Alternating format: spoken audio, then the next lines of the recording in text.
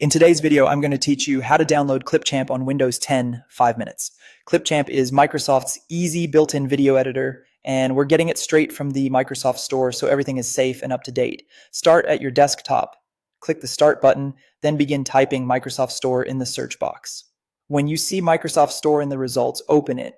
If the store asks you to sign in, use the same Microsoft account you normally use on this PC. Being signed in helps with installing and updating apps. Inside the store, look to the top for the search bar.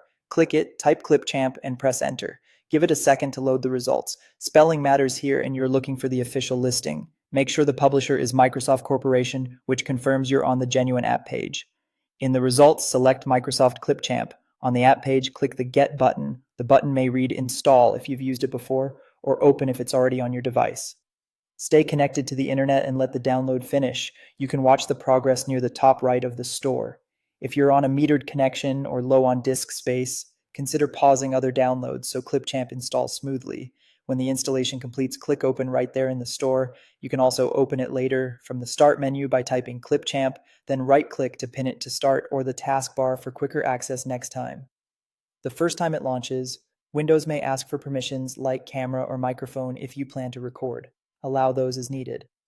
To start editing, sign in.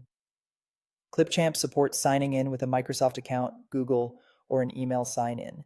Choose the option you prefer and complete the prompt. Signing in keeps your projects synced and unlocks essential features. If you're on a work or school computer, your organization might restrict sign-in methods. Follow your IT guidelines. That's it. You opened the Microsoft Store, searched for Clipchamp, installed it, launched the app, and signed in so you're ready to create. If anything didn't appear as shown, make sure Windows 10 and the Microsoft Store are updated and try again.